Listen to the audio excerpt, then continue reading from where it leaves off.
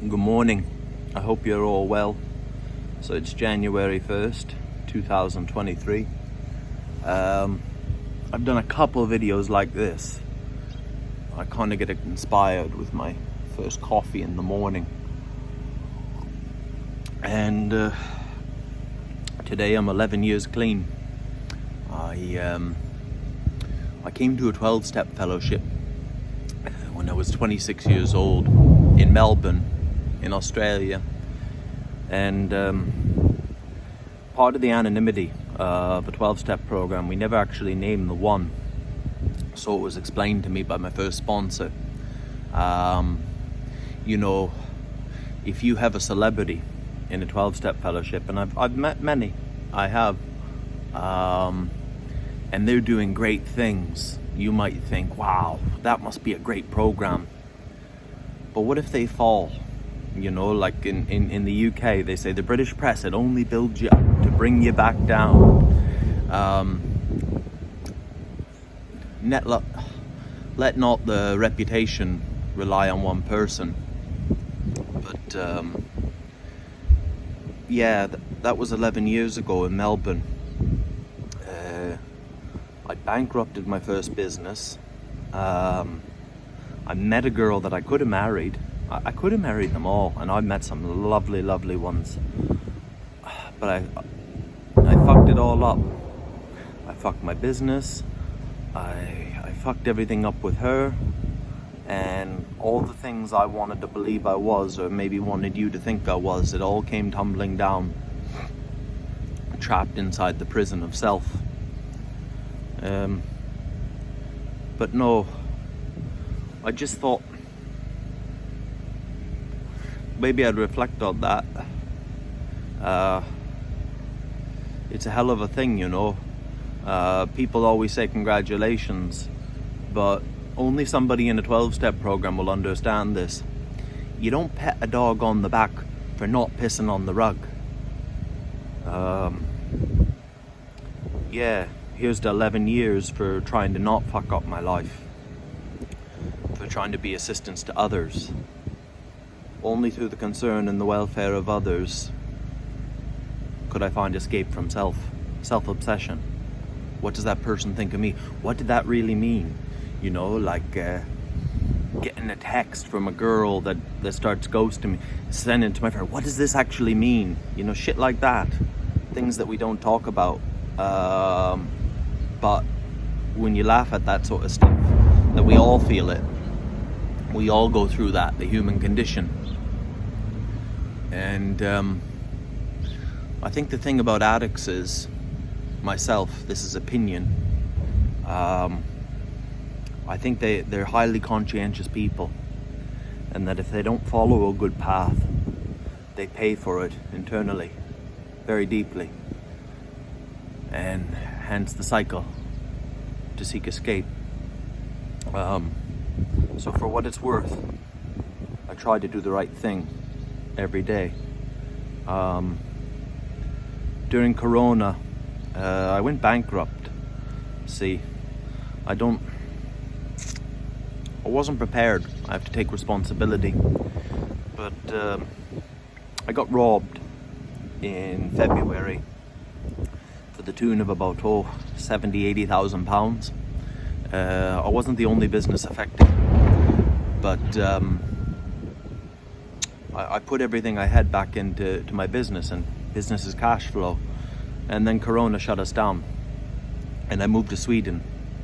And since the army, I've been self-employed in the exhibition business my whole life, traveling around, working with kind of people who like to work on the road. They're different people. But for the first time in my life, at 34 years old, with almost nothing, moving to Sweden, becoming a bus wanker, getting a job, a Monday to Friday job.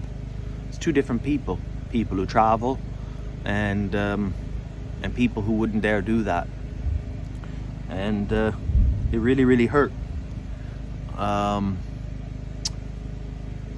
Life on life's terms. I got a job.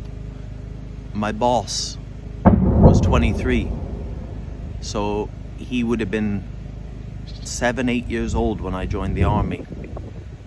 That's ego. But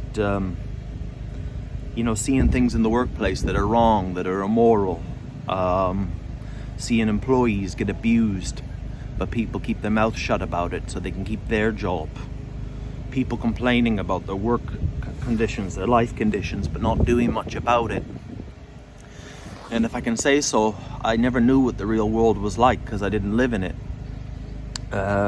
Being self-employed my whole life. And I started to see my value, my true value as a man.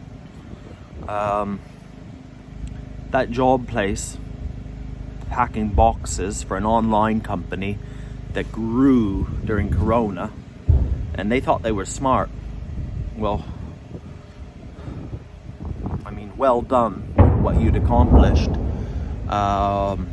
in 7 years, turning a poster business into a company that you sold for 100 million euros. But the reality was, it was Corona. People were locked in their house. They were hurting inside. They were just clicking on Pornhub and Amazon and eBay. That's all it was. And to work for an employer that went from 15 employees to 50, and then they had to cut the coffee out because then they realized we can't be paying for coffee. And they had everything tied up in a nice, neat, legal little package. It's like the terms and conditions to your Amazons or your phone. If you don't agree, just don't get it. It's not geared in your favor. It never was. And he was a real piece of shit. But there was very few people that wanted to do something to improve their life. And every day I would pack those boxes from 6 till 2, and I would go to Swedish school from 3 till 5:30. And for as long as I could every day, I would listen to Swedish podcasts with an A4 8.5 11 piece of paper taped to my table, where I would fill out the orders and pack the boxes. And I would write down words that I heard, misspell them, but try to write down as many as I could that I could hear and recognize. And there were people there who were doing that, not many. There were people who worked harder to improve their lives and get out of there. Me and a girl there even looked into starting a union, and for the abuses in the workplace. I never understood the virtues of socialism or left politics until I worked for a living and I understand the plight of man. But we worked to get a union in there, and you know what? They just sold up anyway and packed up and went to Czech Republic. The company was called Poster Store, and they sold to a company called Diseño, and they pumped up the numbers, and they went on the stock market in Sweden, the Aktia, and after 3-4 months, everything plummeted because they lied. Yeah, that's true, but who would ever want to listen to me? I pack boxes for a living at 35 years old. What do I know? But I broke my own shoulder to get out of there. I knew I had pain in my left shoulder, and I manifested it. If I could pack the heaviest boxes, I could get what's called a sjukpenning in Sweden and receive 80% of my pay. And maybe then I could study full time. So I packed the heaviest boxes for months and months. That started in October till January. And by the time I went to the doctor, when the pain was so much, they said, you have a separated AC joint. I said, really? It's going to require surgery. And I took that surgery, and I took the pay, and I was so humble to ask my Aunt Jennifer for more money, because my pay was so pathetic, to sustain me. And that's when Mossa came into our life, my dog, with me and Isabel. And I studied every day, 6 hours a day online, because then COVID restrictions had finally come into the schools in Sweden. And through Mossa, I could actually speak Swedish finally, because people would actually talk to me in Stockholm if I had a dog. And I did get a better job, and my pay went up 65%, just because I could pass an interview in Swedish. And I worked for IKEA, but I worked to improve my life. And the reality is, I don't want to shit on anyone, but most people didn't. They complained about their situation, but they weren't willing to do something about it. Somebody who sent me money since the beginning wrote me an email last night and said that they couldn't support me like they used to because their husband just lost their job, and they were blessed with the world's laziest 34-year-old son. I don't know him, I can't say anything about it, but my mother died when I was a kid. She took her own life, and I live with my grandparents. My grandfather was Lebanese, and you fucking worked, and if you didn't work, your arms were broken, and if your arms weren't broken and you didn't work, he would break your arms. Yeah, but I'm really grateful for that. Whether it's a good quality or it's a hole in my soul, my work ethic, maybe I'll get in trouble, but us Lebanese, see, I'm half Lebanese, we're the black Jews. You know, we don't have diamonds, we don't have finance, we don't have New York, but we've got nightclubs, we've got kebab shops, and we work about 50, 60, 70 hours a week, so we don't have to take shit off anybody. That's it. That's the Lebanese mentality. So I've always worked my whole life, and I worked hard, and had a good life in Sweden, a good normal life. I had a job that I didn't want to do, but I liked, and I had good friends there. And in 2021, they even voted me. They voted me for an award that I didn't expect to get. But yeah, I knew I had to come here to Ukraine. And you know, through a 12-step program, I'm a bit rough around the edges. I've been real smooth at over 11 years. You should have met me before. And as good of a soldier as I was just as bad.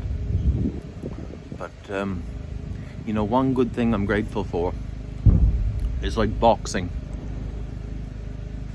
What that did for my life, what a father couldn't do for me, or wouldn't do for me. I always wondered, what would I do when the time came? And I learned how to take a punch, and I learned how to not fear a punch.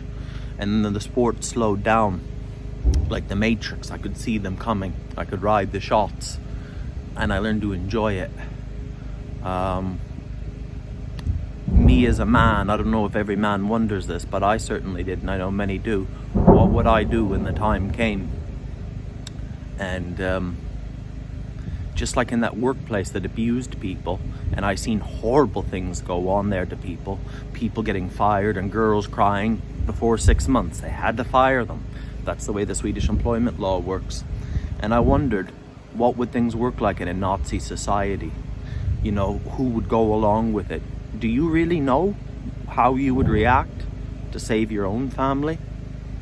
And I always said to myself that because I tried to stand up for for the people there, that I would be part of la résistance. I felt that anyway. But coming to Ukraine was the next step. And there's a lot of people that have done a lot more than me. A fuck ton more than me. But last night we ran a night mission, and we got 4 guys out. And night missions are the scariest for me. But it was okay. There was one mortar about 200 meters off. That was it. But yeah, there's a lot of people that die here every day in Bakhmut, and they've done a fuck ton more than me. But I know I'll do the right thing every day. So that's been a great thing. And another thought, you know, people said to me, oh my God, I couldn't imagine what's going on in Ukraine. They say to me, you know, this must be the worst 10 months of your life. The worst 10 months of my life wasn't even when I got clean. It was with a woman named Cheryl that she used me and abused me, and I let her use me and abuse me because of a hole in my soul I tried to fill with another human being. The most painful relationship in my life, and halfway through it I was the only one in it. And a lot of men know that pain. That was the worst 10 months of my life. You never really know what's going on in somebody's head until you know, despite all the surroundings in England and America and Australia, Germany, all the support we get from all around the world. My head's good. Because in Donbass, And not all Ukrainians are good. Hold on, I'll just show you here. Look at them two kishkas. It's the good things in life. I'm with good men. I'm with free men. Men who have free will. And I'm with the best people in the world. And I can tolerate that. And if you had to put me in there packing boxes again, Zero Line and Solidar sounds pretty good. Pretty good. So I'm really grateful for a lot of things. I'm grateful for my Aunt Jennifer, who taught me my work ethic. I'm grateful for all the people, the male role models who come into my life, the father figures all around the world that took me in, and I still search for them, coming on 37. And grateful for the love and support. Grateful for my friends in Ukraine.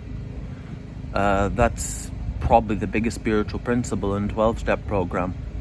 Gratitude. And I'm full of it. But yeah, I'm 11 years clean today.